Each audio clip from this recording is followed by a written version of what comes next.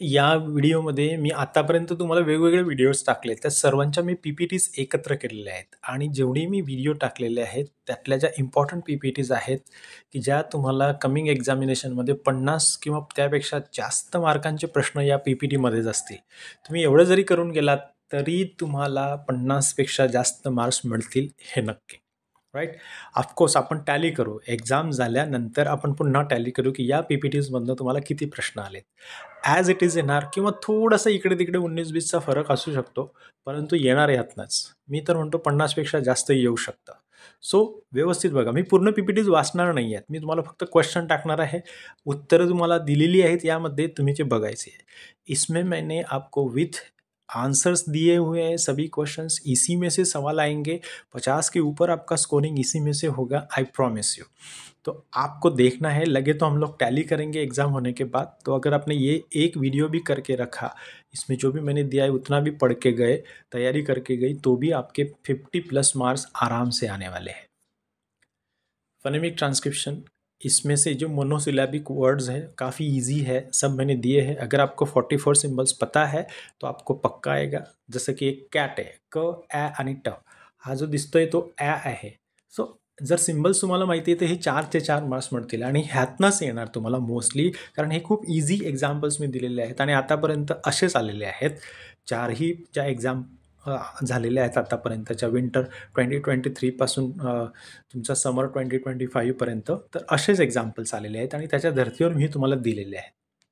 तुम्ही वाचायचं आहे आणि अशाच प्रकारे तयारी करायची. मोस्टली चारीचे चारही यातनंच शब्द असणार किंवा 1-2 तरी असणारच. बघा, मी काही वाचणार नाही आहे. तुम्ही हे स्वतः वाचायचं आहे. ये आप खुद पढ़ोगे. मैं 4-4, 5-5 सेकंड एक-एक रखा हूँ. बाद में आप उसको पॉज करके पढ़ सकते हो, कोई प्रॉब्लेम नहीं है. नंतर प्रिफिक्स आणि सफिक्स. एक तर 2 प्रिफिक्स विचारले जातील किंवा 1 सफिक्स असेल किंवा 2 सफिक्स असतील किंवा 1 प्रिफिक्स असेल. तो प्रिफिक्स जो मैंने दिए हैं यहाँ पे, जे मी दिलेत तुम्हाला प्रिफिक्स आणि सफिक्स ह्यातनंच येणार. तुम्ही एवढे जरी शब्द करून गेलात, मोर दॅन सफिशियंट आहे. काही दुसरीकडे काही वाचण्याची गरज नाही. अन, री, इन, इम, आय आर, डिस, मिस, प्री, इंटर आणि त्याचे शब्द दिलेले आहेत. तुम्ही एवढं जरी वाचून गेलात तरी चालतंय. सब, सुपर, नॉन, ओव्हर, त्याचा अर्थही दिलेला आहे तुम्हाला समजण्यासाठी. तुम्ही वाचू शकता. हे काही एक्सप्लेनेशन करण्याची गरज नाही. हातचे मार्क्स आहेत. ह्यातनंच येणार तुम्हाला.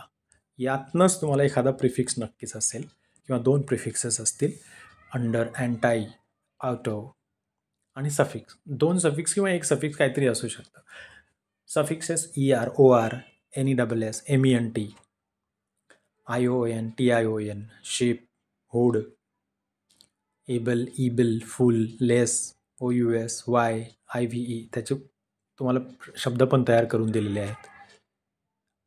IZE, ISE, EN, IFY, LY हे दिलेले आहेत तुम्हाला. आता सिनॉनिम आणि अँटॉनिम हे अगदी हजारो आहेत, शेकडो आहेत. त्यातनं काय येईल काय सांगता येत नाही. परंतु आतापर्यंत ज्या 4-5 एक्झाम्स झालेल्या आहेत त्याच्यावरनं तुम्हाला एक ईझी येतं, एक थोडंसं मीडियम साईजचं येतं. म्हणजे मीडियम साईज म्हणजे मीडियम डिफिकल्ट येतं.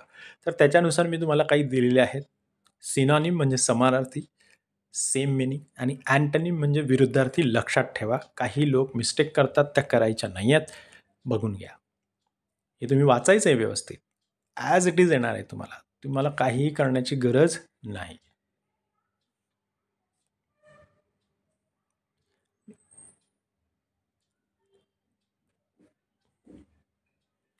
तीन 4-4 सेकंद प्रत्येक स्लाईड ठेवतोय. तुम्ही वाचायचं इथे. मी प्रत्येक गोष्ट नाही वाचू शकत.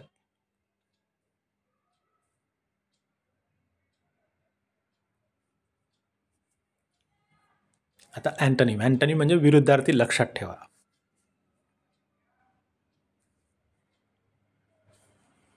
हे सोपे दिलेले आहेत.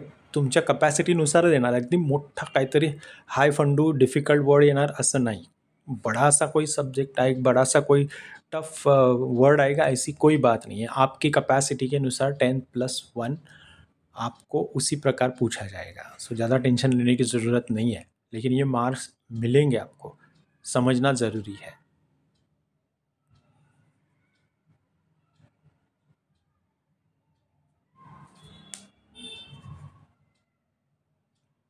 पडलो. वाचा प्रत्येकाने. वाचाल तर वाचाल. नाहीतर मी कितीही मेहनत घेतली आणि तुम्ही काहीच नाही केलं, पालथ्या गड्यावर पाणी पडणार आहे. आपण पासही होणार नाही मग. आपको खुद करना ही है. मैंने कितना भी मेहनत लिया है, बहुत सारे वीडियोस किए हैं मैंने, और अगर आप लोगों ने कुछ नहीं किया तो कुछ नहीं होगा. हे वाचायचं आहे तुम्ही व्यवस्थित. पढ़ना है आराम से.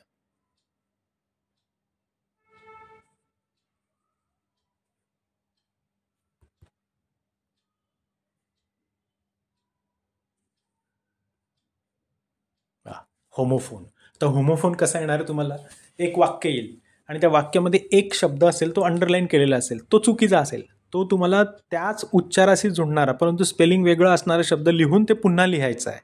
जसं की I am having my 8 as lucky number आणि तिथे ATE असेल, अंडरलाईन केलेलं असेल, परंतु तुम्हाला माहिती आहे 8चा अर्थ होतो पास्ट टेन्स ऑफ इट.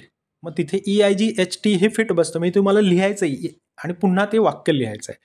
आपको दिया जाएगा एक सेंटेंस और उस सेंटेंस में एक अंडरलाइन वर्ड रहेगा, जो गलत रहेगा उसके सेम प्रोनाउंसिएशन वाला कोई अलग शब्द आपको लिखना पड़ेगा, जो कॉन्टेक्स्ट के अनुसार, मीनिंग के अनुसार फिट बैठता है, वो आपको लिखना पड़ेगा. जैसे 8 इज माई लकी नंबर, और वहाँ पे ATE ऐसा लिख के दिया जाएगा, अंडरलाइन किया जाएगा, और वहाँ पे आपको पता है कि ATE का मतलब होता है पास्ट टेंस ऑफ ईट, मतलब खाना. तो वहाँ पे EIGHT 8 नंबर आपको लिखना पड़ेगा और फिर से वो सेंटेंस लिखना पड़ेगा, तभी मार्क्स मिलेंगे. और ये जो है पेयर्स मैंने दिया है आपको, ये पढ़ लेना है आपको. इसका मीनिंग भी दिया है, मीनिंग पण दिलं आहे. तुम्ही व्यवस्थित वाचायचं आहे आणि ह्यातनंच येणार, मोस्टली या पेयरमधनंच येणार. कारण आतापर्यंत ज्या पेयर्स आलेल्या आहेत त्या अतिशय इझी आणि अशाच आहेत. त्यामुळे आपण या पेयर्स ज्या दिलेल्या आहेत होमोफोनच्या, किंवा मी होमोफोनचा एक सेपरेट व्हिडिओ टाकलेला आहे, असे 100 शब्द टाकलेले आहेत की जे तुम्हाला कळतील, पण त्यातल्या त्यात या इझी आहेत. तुमच्या कपॅसिटीनुसार तुम्हाला अशाच मिळणार आहेत. तर आपण व्यवस्थित बघायचं आहे.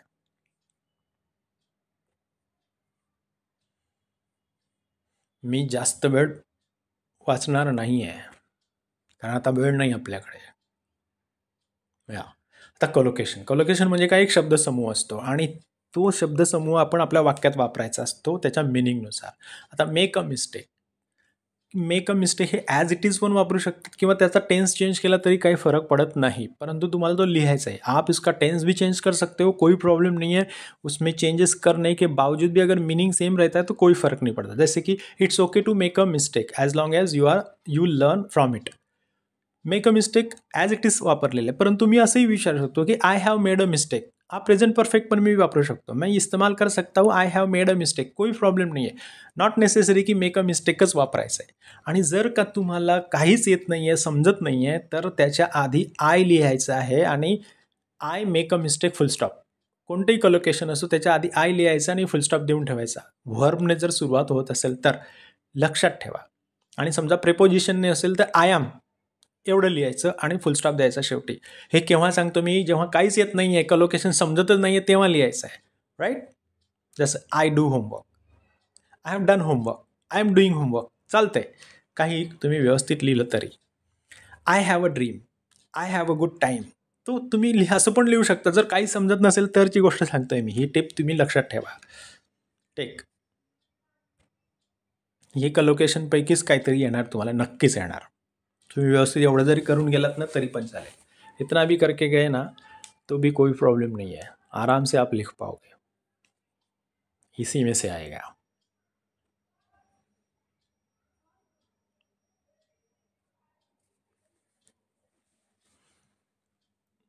अच्छे से देख low.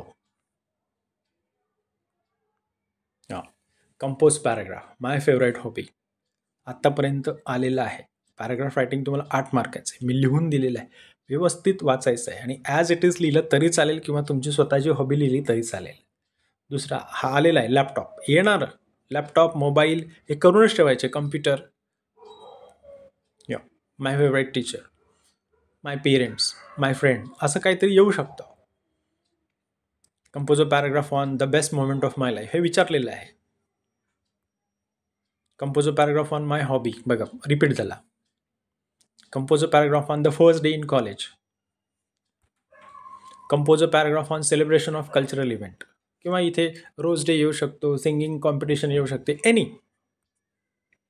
Compose a paragraph on my favourite book. त्याच्यासाठी तुम्ही एखादं पुस्तक वाचून ठेवा, जेणेकरून तुम्हाला लिहिता येईल. येस.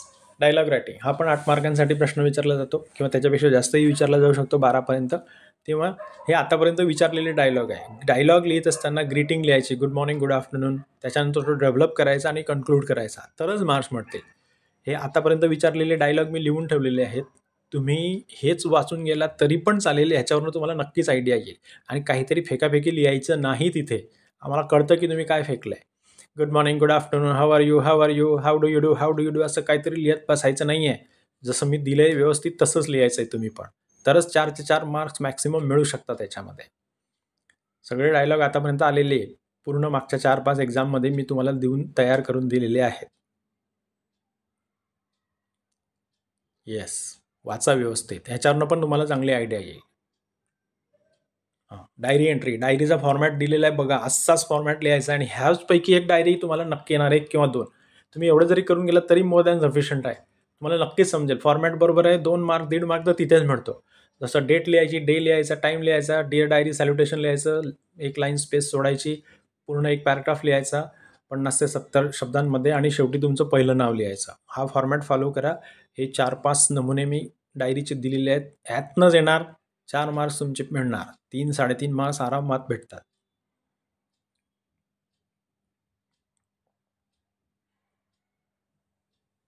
बघा, दिवाळी ब्रेकवर आहे.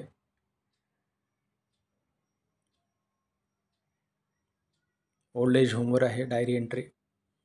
आता टेक्निकल 2 येणारच हे टेक्निकल पॅराग्राफ. त्याच्यामध्ये लॅपटॉप, कम्प्युटर हे ठरवूनच ठेवायचे तुम्ही. त्याच्यासाठी पहिल्यांदा या टेक्निकल ज्या पण गोष्टी आहेत, डिव्हाइस आहे, electric device, electronic device, machine आहे का, टूल आहे का, इन्स्ट्रुमेंट आहे, हे तुम्हाला माहिती पाहिजे. डेफिनेशन त्याच्या तोडक्या मोडक्या का होईना तुम्हाला लिहिता आलं पाहिजे. नंतर त्याचा युसेज लिहिता आलं पाहिजे, त्याचे फंक्शन्स लिहिता आले पाहिजे. लक्षात ठेवा, जसं मी दिलंय तसं ॲज इट इज जरी तुम्ही ॲज इट इज तरी तुम्ही तयारी करून गेलात तरी तुम्हाला काही प्रॉब्लेम नाही. बघा, smart watch, mobile phone, computer, laptop बघा रिपीट झालेलं आहे. LCD प्रोजेक्टर, लेथ मशीन बघा, स्मार्ट वॉच पण, स्मार्टफोन 3-4 वेळा रिपीट झालेला आहे. ब्लूटूथ स्पीकर बघा, ह्यातनंच येणार काहीतरी.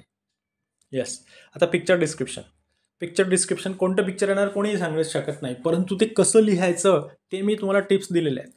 पहिल्यांदा तर ते व्यवस्थित ऑब्झर्व करायचं आहे. डायरेक्ट लिहायला सुरुवात करायची नाही. नंतर जनरल ओव्हरव्ह्यूने सुरुवात करायची, जसं की this picture is about a peaceful scene in a garden or park, किंवा this image shows a busy city at night or at day. तुम्ही व्यवस्थित एक जनरल ओव्हरव्ह्यू त्याचा लिहायचा आहे. नंतर जनरल टू स्पेसिफिक लिहायचं आहे. स्पेसिफिक म्हणजे तुम्हाला काय काय दिसतंय तिथे तेवढं लिहायचं आहे, राईट. आणि जे की एलिमेंट्स आहेत, जसे की त्यात किती लोक आहेत, पीपल, ऑब्जेक्ट सेटिंग, एक कुठे आहे, रेल्वे स्टेशन आहे का, गार्डन आहे का, किंवा एखादा रस्ता आहे का, किंवा ट्रॅफिक आहे, हे तुम्ही व्यवस्थित लिहायचं. सेटिंग म्हणजे काय, कुठे आहे ते, आणि काय काय दिसतंय तिथे, आणि काय कोणते कोणते लोक आहेत. पहिल्यांदा लोकांविषयी लिहायचं, कोणत्या कोणत्या वस्तू आहेत ते लिहायचं, आणि ही सेटिंग काय ते लिहायचं व्यवस्थित.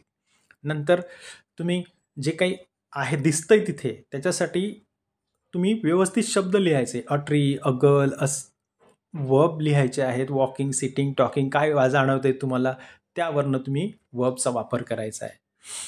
ते वातावरण कसं दिसतंय, सॅड दिसतंय का, एकदम ट्रॅफिक जॅम आहे तर खूपच प्रॉब्लेमॅटिक दिसतंय, किंवा पीसफुल दिसतंय, हे पण तुम्ही लिहू शकता. जसं की the warm colour of the sunset create काम अँड सिरीन ॲटमॉस्फिअर. आता तुम्हाला कलरफुल मिळणारच नाही आहे, तर तुम्ही एखादी सकाळ होते किंवा संध्याकाळ होते तर पीसफुल सनसेट, पीसफुल सनराईज असं तुम्ही लिहू शकता. किंवा आणि लॉजिकल इन्फरन्सेस लिहायचं आहे. The students are raising their hands eagerly which suggest they are participating actively in the class, right. तो तुम्ही काय वाटतंय त्याच्यावरनं ते लिहा. Keep it concise and focused. अतिशय मॅक्सिमम 75 ते 80 शब्दामध्ये तुम्ही लिहायचं आहे.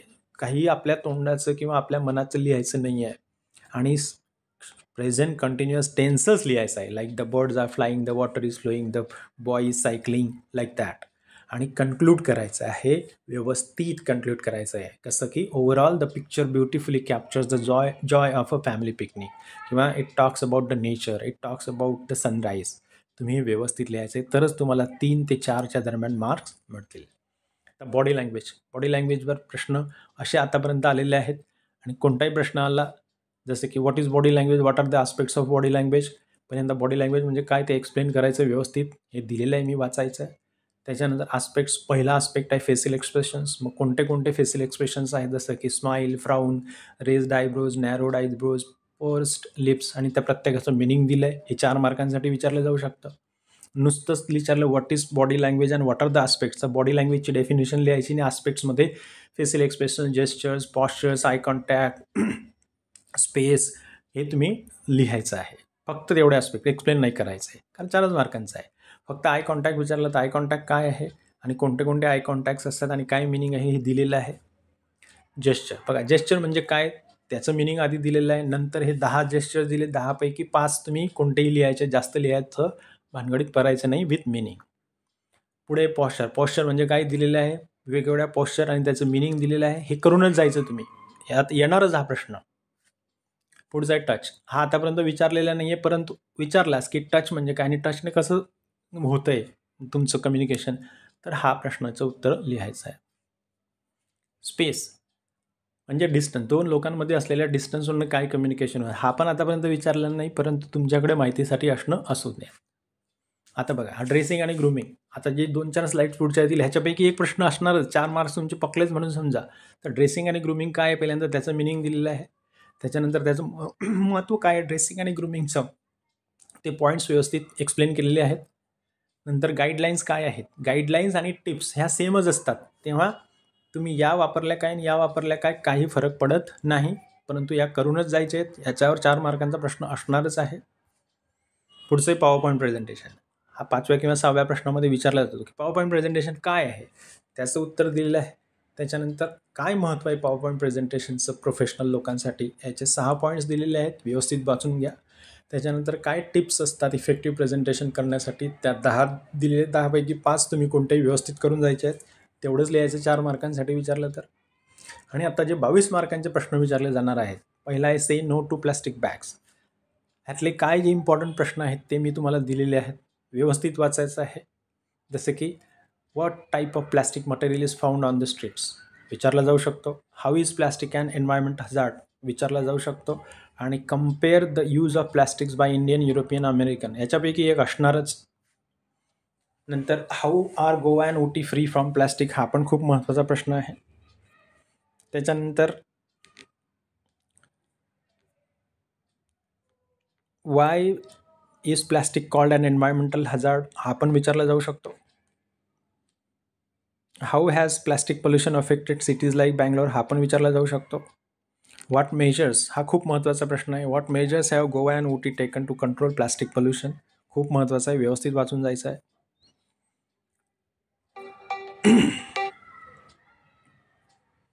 शॉर्ट क्वेश्चन्स अँड आन्सर्स पण आहेत, पण मी ते आधी जे सांगितले तुम्हाला तेच लक्षात ठेवायचं आहे तुम्ही. आता रोजेस ऑफ ग्रॅटिट्यूड यामधले काही प्रश्न आहेत बघा. How was Mrs Kumar's look according to Ajay, खूप महत्त्वाचा आहे.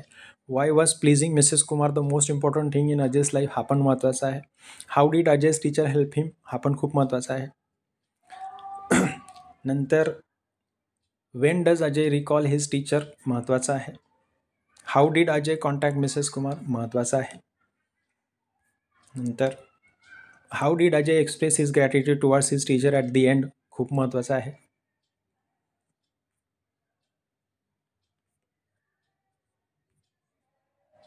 What happened when Ajay met Mrs Kumar after many years, महत्त्वाचा प्रश्न आहे. What message does the story roses of gratitude give us, खूप महत्त्वाचा आहे. Maximum achievements. What should be the state of mind to experience happiness and peace, महत्त्वाचा आहे. State the importance of laughter for a long lasting relationship, महत्त्वाचा आहे. What are the effects of greed for money, महत्त्वाचा आहे.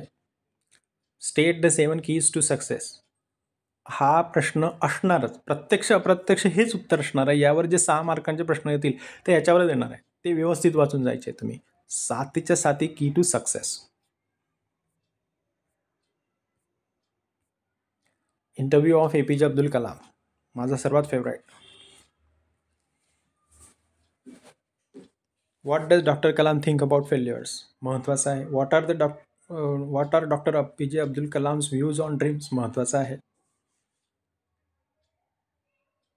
Yes, which incident taught doctor Kalam the value of planning, teamwork and time, महत्त्वाचा आहे. What 4 qualities, खूप महत्त्वाचा आहे. According to doctor Kalam are important for success in life. पुढचं आहे, how does the success story of doctor Kalam inspire the new generation. महत्त्वाचं आहे.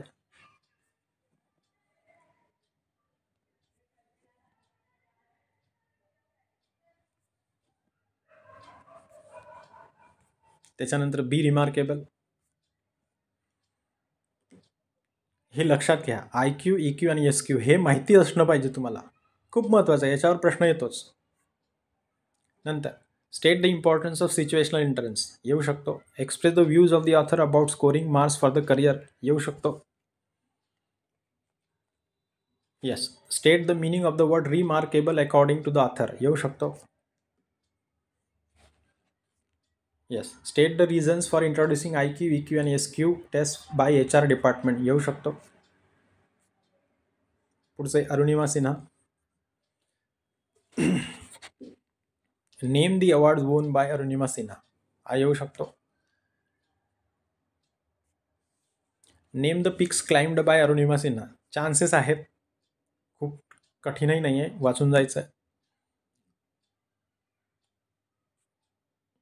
Narrate the experience of Arunima Sinha during Mount Everest expedition येऊ शकतो. Yes. Describe the accident that led to Arunima Sinha's losing her leg येऊ शकतो. How did Arunima Sinha prepare herself for climbing Mount Everest येऊ शकतो. What are the achievements of Arunima Sinha apart from Mount Everest येऊ शकतो. आतापर्यंत आलेला नाही आहे.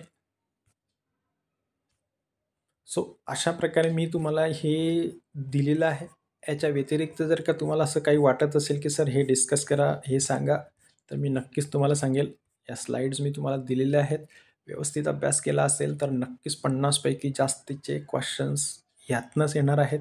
एक अनसीन पॅसेज आहे, त्याबद्दल यात काही सांगितलेलं नाही. तो खूप सोपा आहे. 4 मार्क 4चे 4 मिळतात सगळ्यांना. क्वेश्चन नंबर 6मध्ये तो आलेला असतो. त्यावेळेस तुम्ही फक्त तो व्यवस्थित वाचायचा आहे, एकदा नाही दोनदा वाचायचं आहे. डायरेक्टली लवकरच आन्सर्स करण्याची गरज नाही आहे. तेव्हा ते 4चे 4 मार्क्स तुम्हाला मिळणारच आहे. आणि अनसीन पॅसेज कोणताही येऊ शकतो, त्याच्यामुळे मी ह्यात कोणताही तुम्हाला घेतलेला नाही आहे. टिप फक्त एवढी आहे की व्यवस्थित वाचायचं आहे आणि मगच लिहायचं आहे. समजा काहीच नाही समजलं तर काय करायचं, क्वेश्चन्स वाचायचे. आणि क्वेश्चन्स वाचल्यानंतर तुम्हाला त्या पॅसेजविषयी काहीतरी आयडिया येईल की हा पॅसेज कशाविषयी आहे. मग पुन्हा तो प्रश्न वाचायचे, पुन्हा तो पॅराग्राफ वाचायचा आणि मग प्रश्नांची उत्तरं द्यायची आहेत. काही शब्द समजले नाही तर कॉन्टेक्स्टवरनं त्याचा अर्थ लावण्याचा प्रयत्न करायचा आहे अनसीन पॅसेजमध्ये, कारण तिथे तुमच्याकडे कुणीही तुम्हाला मदत करण्यासाठी नसणार. तुम्ही आणि तुमचा मेंदू आणि तुम्ही किती अभ्यास केला हे कळेल. All the very best. अजून काही प्रॉब्लेम असेल तर तुम्ही कमेंट करू शकता.